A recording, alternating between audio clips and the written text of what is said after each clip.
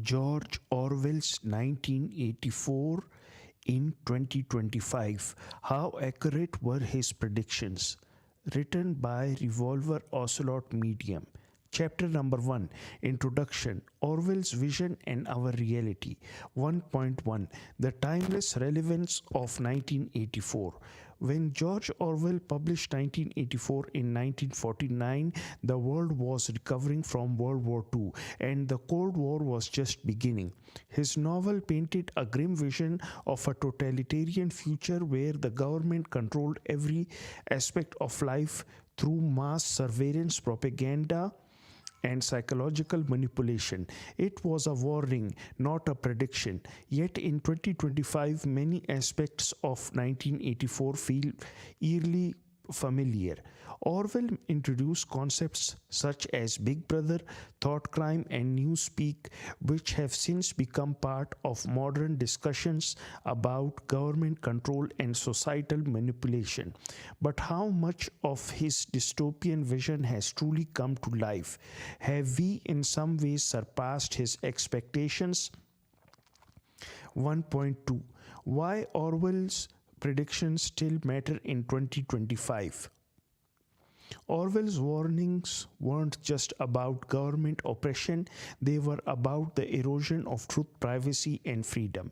As we navigate an era dominated by artificial intelligence, data surveillance, and digital misinformation, his themes feel more relevant than ever. Mass surveillance is now a global reality, with governments and tech corporations tracking billions of people through smartphones, CCTV cameras, and facial recognition. Misinformation and propaganda have evolved into sophisticated online campaigns blurring the line between truth and lies. Censorship and thought control have taken new forms, from social media algorithms to political correctness debates. While Orwell wrote about an extreme centralized authoritarian regime, today's control mechanisms are more subtle and decentralized, often driven by corporate interests as much as by governments. The question is, are we heading towards a world that fully mirrors 1984, or has reality taken a different path? 1.3, Structure of the book. In the following chapters, we will analyze Orwell's key predictions and compare them to modern day reality in 2025.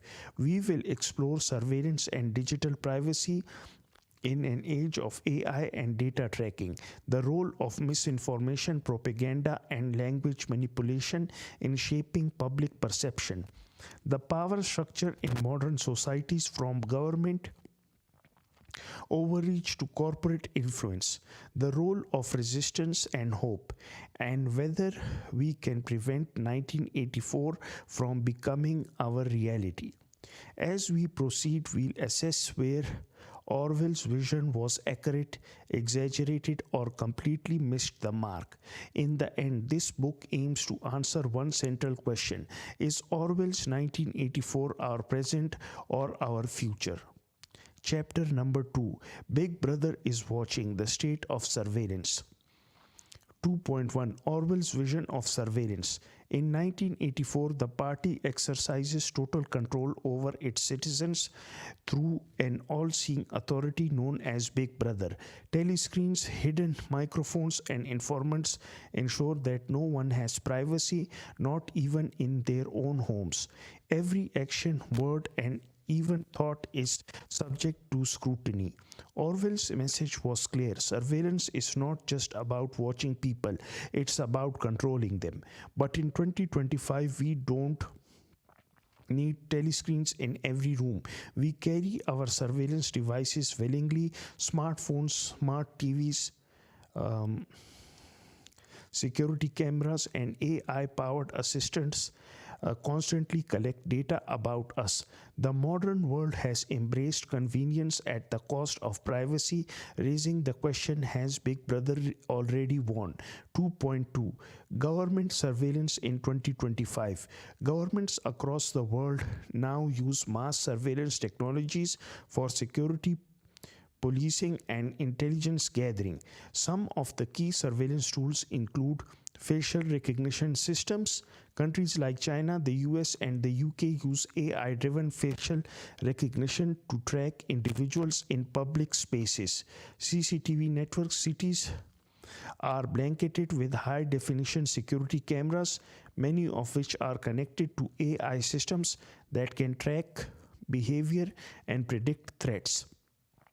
Internet monitoring, governments can track browsing history, social media activity, and encrypted messages under the guise of national security. Phone and metadata collection, calls, messages, and even location data are routinely collected by intelligence agencies. The justification of these measures is always the same: safety and security. But as Orwell warned, when a government has unlimited surveillance power, it can easily suppress dissent and manipulate the population. 2.3 Corporate surveillance, the rise of data capitalism. Unlike Orwell's world, where the state held all surveillance power, today's reality is more complex. Corporations have become the new big brother, collecting vast amounts of personal data and using it for profit. Google, Facebook, Meta, and Amazon track user behavior to personalize ads, but this also means they control the flow of information. Smart devices like Alexa and Google Home listen in on conversations, gathering voice data. Apps and social media track location preferences and even mental health patterns. In many cases, we willingly give up our privacy by accepting terms and conditions without reading them. Every online search, every social media post, and every app we use feeds into a system that knows us better than we know ourselves. 2.4 The trade-off: security versus privacy. Some argue that surveillance keeps society safe. Security cameras deter crime, AI helps law enforcement catch criminals, and internet monitoring prevents terrorism. However, Orwell's warning was about the dangers of unchecked power. Who decides what is considered a threat? What happens when surveillance is used to silence opposition? How much freedom we are willing to sacrifice for security? Governments and corporations assure us that surveillance is for our own good. But Orwell showed how such systems could be abused. When people stop questioning authority and accept surveillance as normal, they risk losing their freedom entirely. 2.5 Are we living in Orwell's world? We may not have telescreens watching us 24/7, but in many ways, modern surveillance is more advanced than Orwell could have imagined. The biggest difference is that in 1984, surveillance was imposed by force. In 2025, we have accepted involuntarily, often in exchange for convenience or security. The key question remains: how much control should governments and corporations have over our personal data? If we don't draw the line now, the future may be even darker than Orwell predicted. Chapter number 3: War is Peace, the Perpetual State of Conflict. 3.1 Orwell's concept of endless war. In 1984, the world is divided into three superstates: Oceania, Eurasia, and East Asia, constantly at war with one another. However, the purpose of war is not to win, but to maintain control over the population. Orwell suggests that perpetual war is a tool used by governments to justify oppression, economic hardship, and nationalism. By keeping citizens in a constant state of fear, the party ensures loyalty and obedience. Fast forward to 2025, and while we don't have three global superstates locked in an unending war, the idea of perpetual conflict is very real.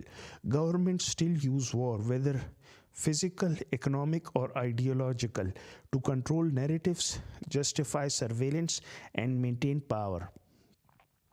3.2 The reality of modern warfare in 2025. Although large scale world wars have been avoided since World War II, the world has experienced continuous regional conflicts, proxy war, and cyber warfare. Some key examples include the war on terror. Since 2001, conflicts in the Middle East have continued evolving into drone warfare, cyber security threats, and geopolitical tensions. Russia Ukraine war, a conflict that reshaped global politics, leading to increased military spending and economic sanctions. China Taiwan tensions. The South China Sea remains a flashpoint with military buildups and territorial disputes. Cyber warfare. Nations no longer rely solely on physical war. Cyber attacks, hacking, and digital propaganda are now major battlegrounds. While these conflicts differ from 1984's fictional wars, they serve a similar function, keeping the population in a state of fear and dependence on the government for protection.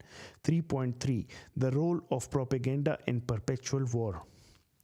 Orwell described how the party used propaganda and historical revisionism to control public perception of war.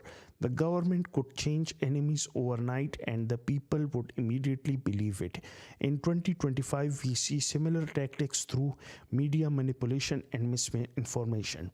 News channels and social media spread selective narratives often influenced by political or corporate interests. Censorship of alternative views creates an official truth much like the party's control over history. Misinformation campaigns use deepfakes and AI-generated content to sway public opinion. This creates a world where people are constantly bombarded with conflicting information, making it harder to determine the truth, just as Orwell predicted. 3.4 Economic benefits of war. Who profits? In 1984, the party uses war to maintain economic stability. By constantly producing weapons, the economy is kept in a cycle of consumption and destruction. In reality, the military-industrial complex plays a similar role. Wars and conflicts fuel massive profits for defense contractors, arms manufacturers, and private military companies. Countries spend billions on military budgets, ensuring that war remains profitable for those in power. For example, the US defense budget continues to grow with billions allocated to advanced weaponry, cybersecurity, and AI-powered military technology. Arms sales to conflict zones keep tension high and while benefiting defense corporations. Governments justify high spending on war while cutting funding for social programs. 3.5 One of the most powerful themes in 1984 is how fear is used to control the masses. While people believe they are constantly under threat, whether from an alien nation, a terrorist group, or a cyber attack, they are more willing to surrender freedoms in exchange for security.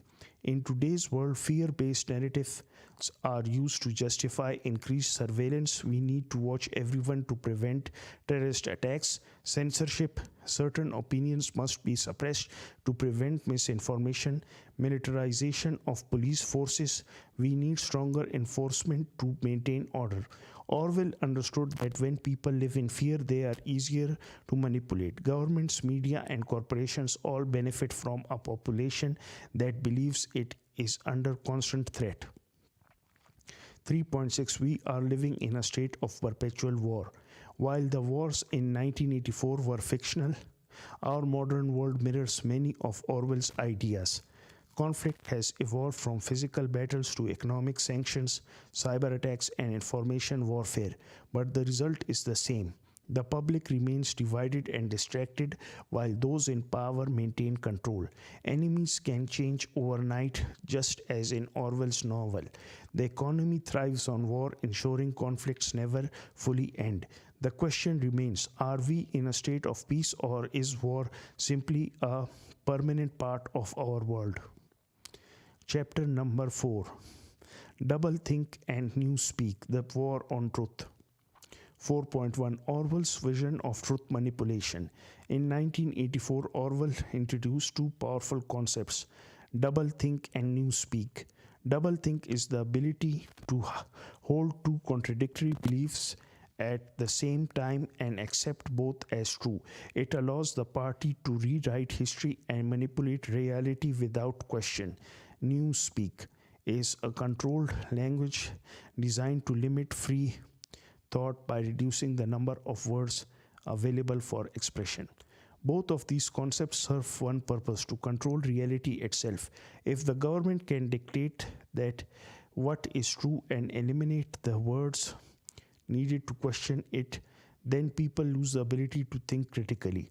Fast forward to 2025, and we see disturbing parallels in political disclosure, social media, and information control.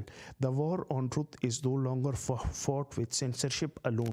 It is fought with misinformation, psychological manipulation, and algorithmic control of knowledge. 4.2 The rise of doublethink in modern society.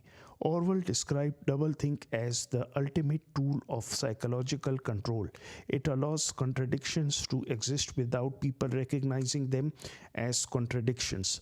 Some real-world examples include censorship in the name of free speech. Some argue that restricting speech is necessary to protect freedom and an inherent contradiction. Surveillance to protect privacy. Governments justify mass data collection by claiming it safeguards individual rights. Waging wars for peace. Military interventions are often framed as efforts to restore stability even when they cause destruction. Misinformation as truth. Governments and corporations regularly spread false information, then later change their narrative, expecting the public to accept both versions.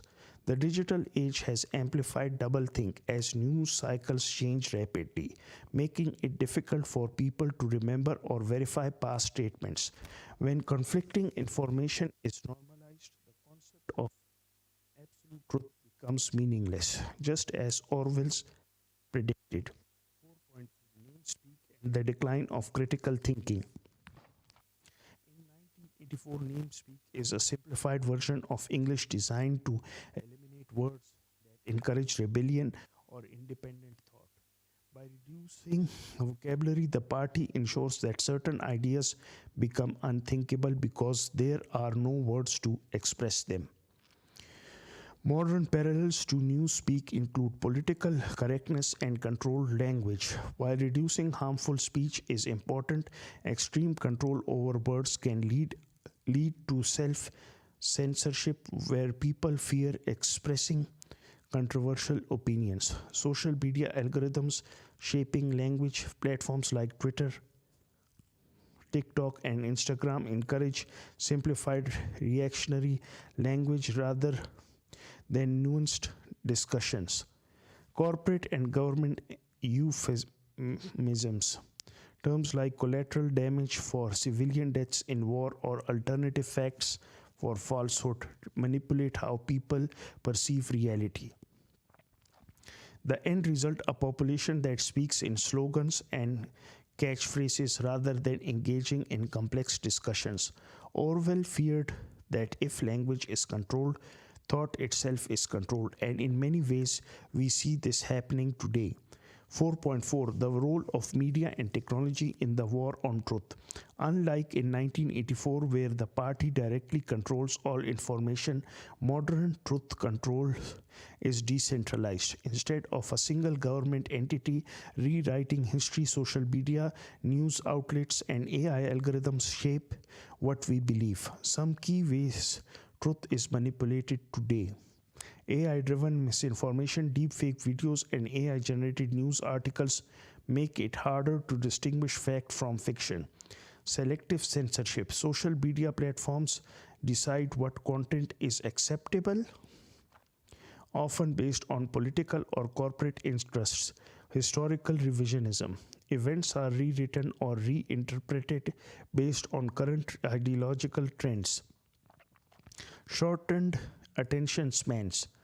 Fast moving news cycles prevent people from critically analyzing events before moving on to the next headline. With information overload, people become passive consumers of knowledge, accepting what they see without questioning deeper truths. 4.5 Who controls reality in 2025? Orwell's party controlled reality by rewriting history and dictating the present. In 2025, the battle for truth is fought between governments, corporations, and even individuals. Some pressing questions remain. Can we trust fact checkers when they are funded by political organizations? Are we shaping our own beliefs, or are social media algorithms shaping them for us? Do people even care about objective truth anymore, or is perception more important than reality? As Orwell warned, the ultimate danger is not just losing access to the truth, it's losing the ability to recognize where the truth has been lost. 4.6 Are we living in a world of doublethink and newspeak? While we still have access to vast amounts of information, Orwell's warning about truth manipulation are more relevant than ever. The world of 1984 was one where truth was whatever the government said it was. Words were defined or erased to control thought. People believed contradictory ideas without questioning them. Sounds familiar? While modern society has not fully reached the extreme of Orwell's dystopia, the foundation has been laid. The fight for truth is ongoing, and if we do not resist these trends, Orwell's nightmare may soon become our reality. Chapter number 5 The Ministry of Love, Government Overreach and Control. 5.1 The Role of Ministry of Love in 1984. In Orwell's 1984, the Ministry of Love is not about love at all. It is the center of the party's most brutal control method. This is where political prisoners are tortured, brainwashed, and forced into absolute loyalty to Big Brother. The Ministry of Love operates under the principle that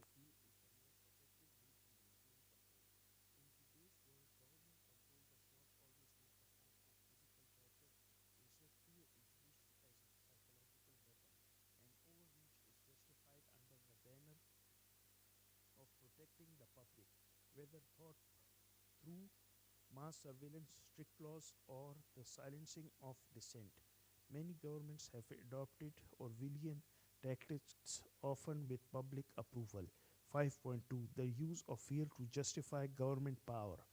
In 1984, the party controls people by making them constantly afraid.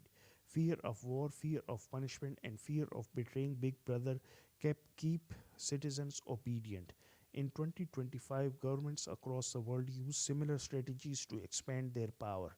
Fear of terrorism justifies mass surveillance, indefinite detention, and restrictions on free movement. Fear of misinformation leads to censorship of certain viewpoints under the guise of protecting the truth.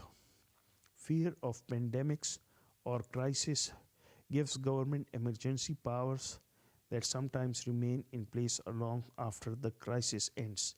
Fear of social instability leads to increased police militarization and crackdown on protests. The result, a population willing to trade freedom for security, just as Orwell warned. 5.3 How Government Control Dissent in 2025. Orwell's party used torture, re education, and forced confessions to break rebels. In modern society, more subtle methods are used: censorship and deplatforming. Those who challenge official narratives are banned from social media, labeled as conspiracy theorists, or silenced. Legal repression. Whistleblowers and journalists exposing corruption often face imprisonment, lawsuits, or exile. Algorithmic control. Social media platforms manipulate what information is seen or suppressed, shaping public opinion without people realizing it. Social credit systems. Some countries experiment with systems that reward or punish citizens based on their behavior, limiting travel, employment, or financial access for those deemed untrustworthy. Unlike 1984, where the party relied on force, modern governments use technology, economic pressure, and social stigma to achieve the same result: complete obedience. 5.4 The illusion of democracy. One of Orwell's most chilling ideas is that even in a society that claims to be free, people can still be controlled. In 2025, many countries appear democratic on the surface while operating under authoritarian principle. Surveillance states disguised as democracy. Even in free nations, mass surveillance and data collection are the norm. Voter manipulation. Elections may still occur, but media influence, misinformation, and financial interests shape the outcomes. Endless emergency powers. Governments often introduce temporary restrictions that become permanent: Patriot Act, COVID 19, emergency laws, corporate influence on policy. Large tech companies often have more power than elected officials, shaping laws, censorship policies, and economic regulations. Orwell showed that control does not always require dictatorship. If people are conditioned to obey, they accept oppression willingly. 5.5 Thought crime and the criminalization of opinion. In 1984, thought crime is the act of merely thinking something against a party, even if no action is taken. The idea itself is a crime. In 2025, this concept manifests in different ways: hate speech laws and censorship. While some restrictions protect against real harm, others are used to silence dissenting political opinions. Cancel culture and public shaming. People lose jobs, platforms, or reputations for past statements, even if taken out of context. Predictive policing and AI surveillance. Some governments use AI to analyze suspicious behavior before crimes even happen. While free speech still exists in many places, the boundaries of acceptable thought are shrinking, just as Orwell predicted. 5.6 Are we living under the ministry of love? While modern governments do not use physical torture as blatantly as in 1984, their control methods are often just as effective. People self-censor out of fear of social, financial, and legal consequences. The public accepts surveillance in the name of safety. Governments use psychological manipulation rather than brute force to control populations. The Ministry of Love was about absolute loyalty to the party. In 2025, people may not worship a single leader, but they are conditioned to trust the system, the institutions, and the official truth. Orwell's warning remains clear: governments will always seek more power, and it is up to the people to resist before they lose the ability to do so. Chapter number 6: The Erosion of Privacy, Life in a Digital Panopticon. 6.1 Orwell's Vision of a World Without Privacy. In 1984, privacy does not exist. Every citizen is watched through telescreens, hidden microphones, and government informants. The party ensures that no one can act, speak, or even think freely without fear of punishment. The goal is not just to monitor people, but to make them internalize surveillance, so they police themselves even when no one is watching. In 2025, we do not need Orwell's telescreens, because we carry surveillance devices in our pockets, install them in our homes, and willingly share our data online. The world has become a digital panopticon, where governments and corporations collect, analyze, and exploit personal information at an unprecedented scale. 6.2 How privacy has disappeared in the digital age. Privacy has been eroded gradually, often in ways that seem convenient or necessary at first. Some of the biggest threats to personal privacy today include: number 1, smartphone and internet tracking. Every smartphone logs location data, search history, and app usage. Google, Apple, and other tech giants track online activity, selling personal data for targeted ads. Even private browsing modes do not fully protect users from data collection. Number 2, facial recognition and AI surveillance. Cities are now covered with high resolution surveillance cameras capable of identifying individuals in real time. Airports, shopping malls, and even schools use facial recognition for security.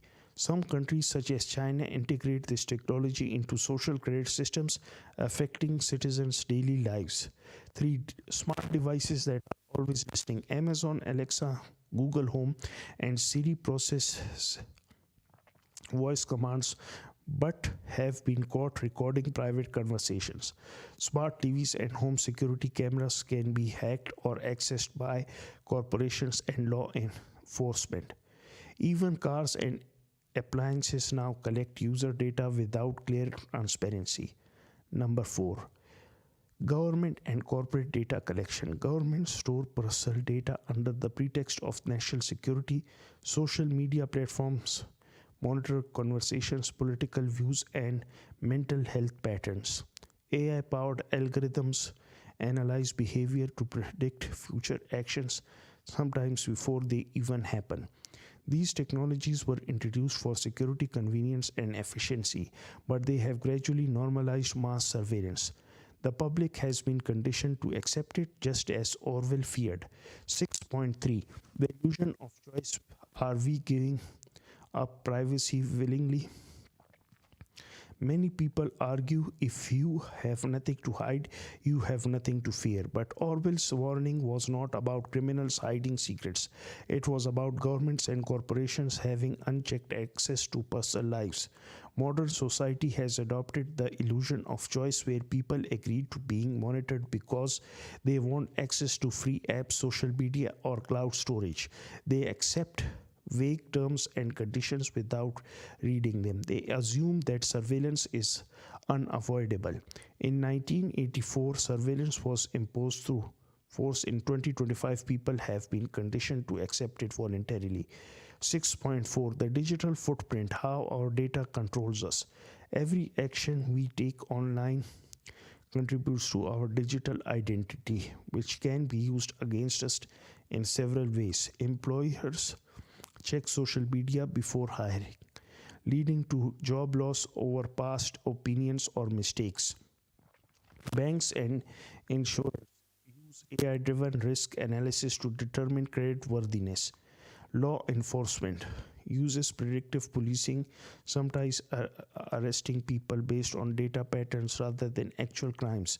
This data driven surveillance means that people are no longer judged only by their actions but by patterns, algorithms, and assumptions based on their online behavior. 6.5. Are we living in a digital panopticon? The philosopher Michael Foucault described the panopticon, a prison design where a single guard could observe all prisoners without them knowing if they were being watched. This uncertainty made prisoners police their own behavior. Today's digital world functions in the same way.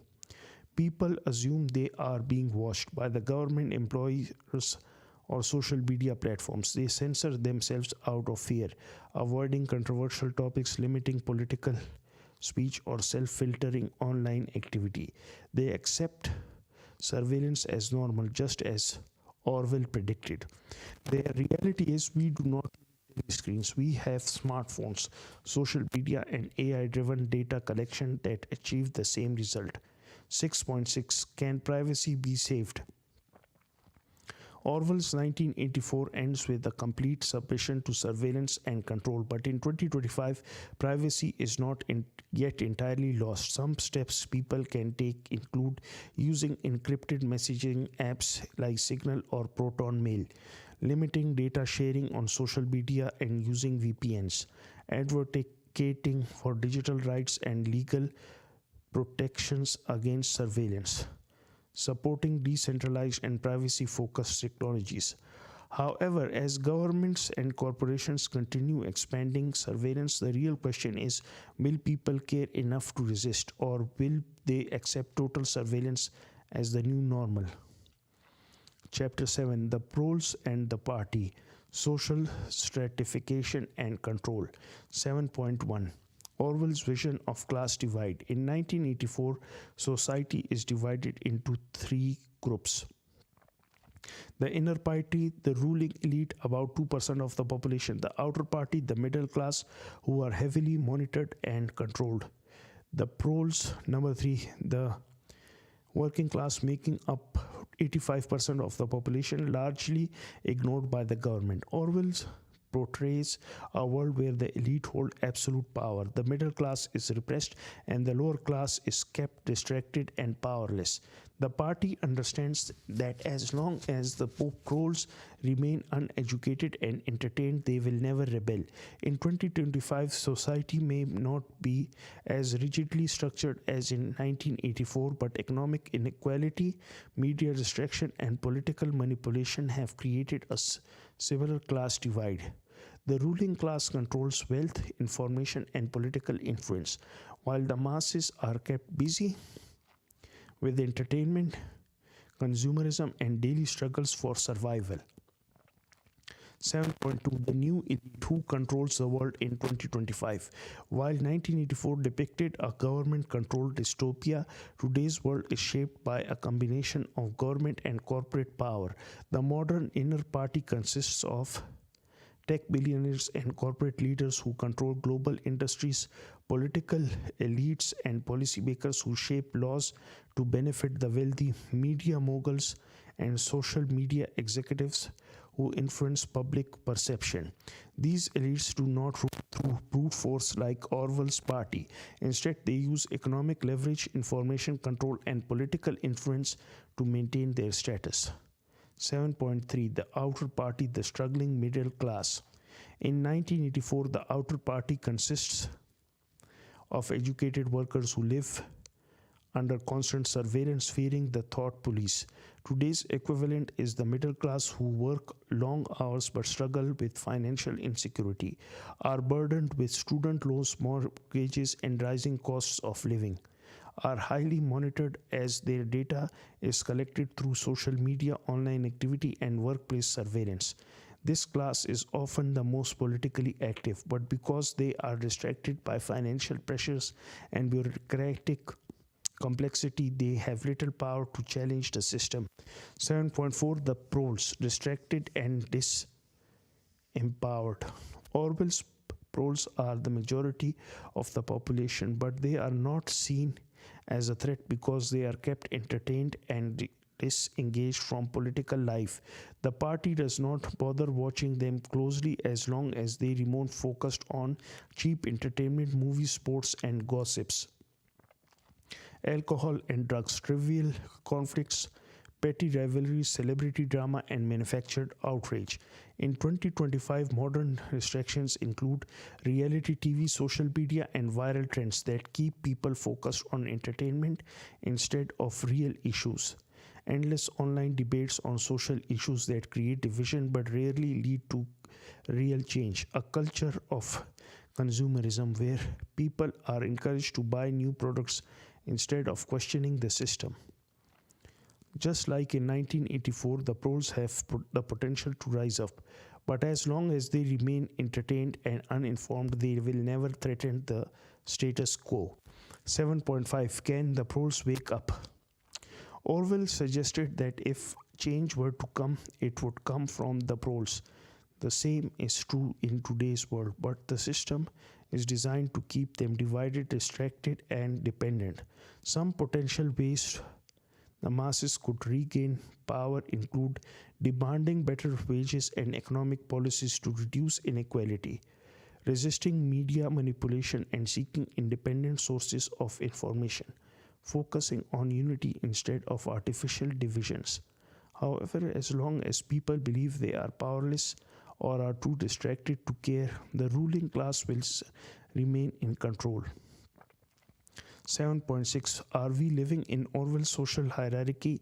While we do not have an official inner party or thought police, modern society mirrors Orwell's world in disturbing ways. The elite hold disproportionate wealth and power. The middle class is overworked, monitored, and economically pressured. The lower class is entertained, divided, and politically disengaged. Orwell's 1984 was a warning about what happens when society accepts inequality and control as inevitable. The question is, we will challenge the system or we will continue to play the roles assigned to us.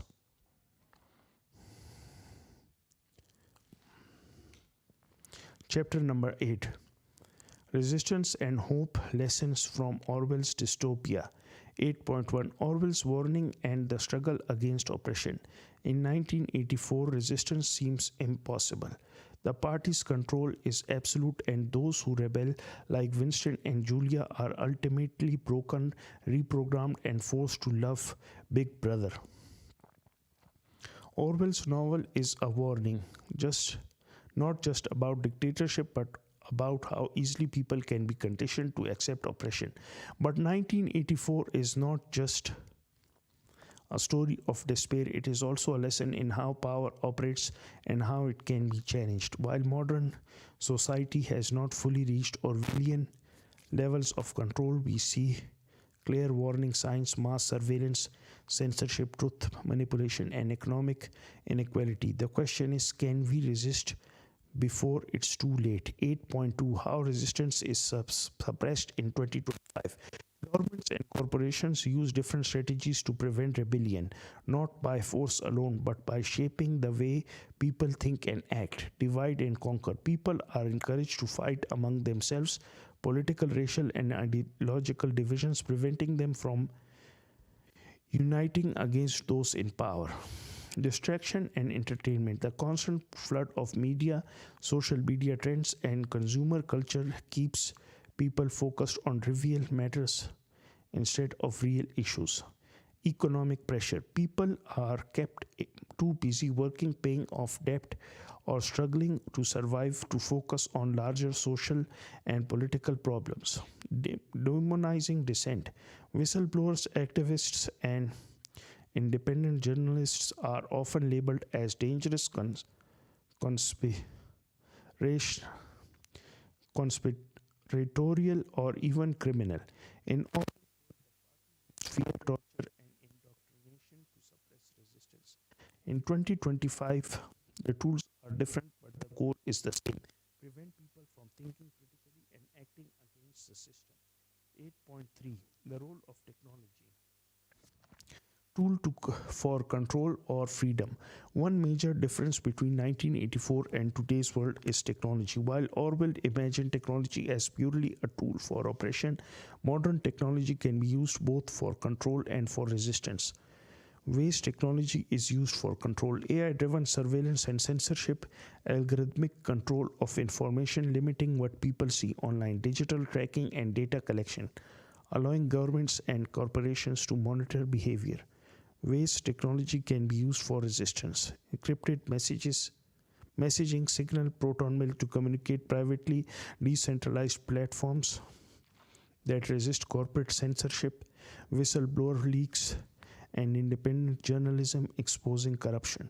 The key is understanding who controls technology. If people blindly accept government and corporate dominance over digital spaces, Orwell's vision may fully materialize. But if technology is used strategically, it can be a weapon against oppression.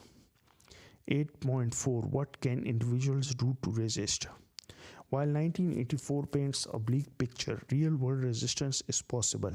Some actions individuals can take include: educate yourself and others, read independent sources, question mainstream narratives, encourage critical thinking, protect your privacy, use encryption, VPNs, and privacy-focused technology to limit surveillance, demand accountability, hold governments and corporations responsible through activism, petitions, and grassroots movements.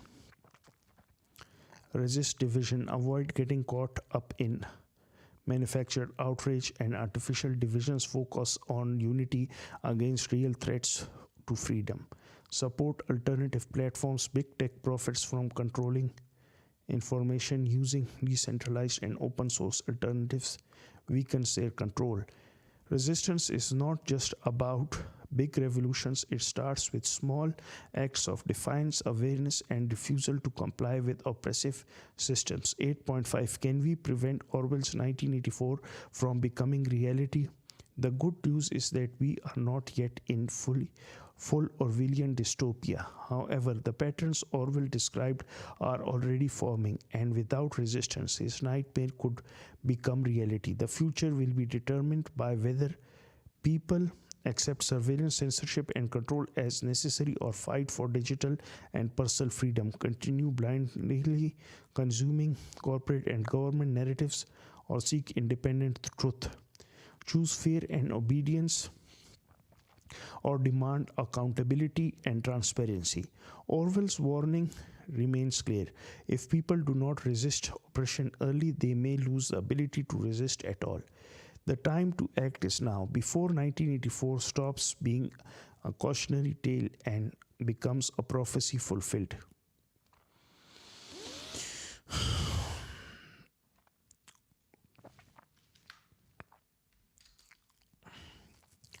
Chapter number 9. Conclusion. Is Orwell's 1984 our present or our future? 9.1. How accurate were Orwell's predictions? When 1984 was published in 1949, it was seen as a warning against totalitarian regimes. Orwell imagined a future where surveillance is constant, Big Brother and telescreens, truth is manipulated, newspeak and historical revisionism. Fear is used to maintain control, thought crime and the ministry of love. Now in 2025, many of Orwell's predictions have partially or fully come true, though not always in the way he envisioned. Governments, corporations, and technology have created a world where mass surveillance is real, but instead of telescreens, we have smartphones, AI, and data tracking. Propaganda and misinformation shape reality. But instead of a single party controlling the truth, we have social media conglomerates, AI generated content, and social media algorithms influencing public opinion. Fear is used to justify control, whether through cybersecurity threats, misinformation laws, or pandemic restrictions. Orwell's world was one of blatant dictatorship, while today's control mechanisms are more subtle, more voluntary, and more difficult to resist. 9.2. What Orwell got wrong. Despite his incredible foresight, Orwell did not predict the role of corporations in mass surveillance. Big tech, not just Big Brother, is watching. The internet and decentralized information, which allows people to resist control in ways Orwell never imagined. The power of entertainment and distraction, which has made many people complacent rather than actively oppressed. While 1984 envisioned a world of fear-based control, today's society relies more on convenience-based control. Many people willingly surrender their privacy in exchange for free services, entertainment, and a sense of security. 9.3. Are we living in 1984? We are not fully living in Orwell's world, but we are moving in that direction. The key signs of an Orwellian future already exists. Surveillance is normalized, from facial recognition to smart devices listening to conversations. Truth is manipulated through censorship, selective media coverage, and AI-generated misinformation. Fear is used to control behavior, whether through security threats, economic instability, or social shaming. However, there is still hope, because unlike in 1984, dissent is still possible. People can fight back through privacy tools, independent media, and activism. The internet allows for alternative narratives. Despite censorship, information is harder to erase completely. Technology can be used for resistance, not just control. Decentralization, encryption, and privacy-focused movements offer alternatives. What happens next? The future will depend on whether society, number one, accepts surveillance and control as normal, in which case 1984 could become a reality. Number two, fights for truth, privacy, and freedom, preventing Orwell's dystopia from taking full hold. The greatest danger is complacency, as Orwell warned. Until they become conscious, they will never rebel, and until after they have rebelled, they cannot become conscious. People must wake up before it's too late, because once 1984 becomes reality, there may be no way back. Final thoughts: Orwell's legacy in 2025. George Orwell's 1984 was not just a book, it was a warning. In 2025, that warning remains more relevant than ever. While we are not yet fully under Big Brother's rule, the systems of control Orwell described are already in place. The question is, will we resist while we still can, or will we sleepwalk into the future Orwell feared? The choice is yours. The end.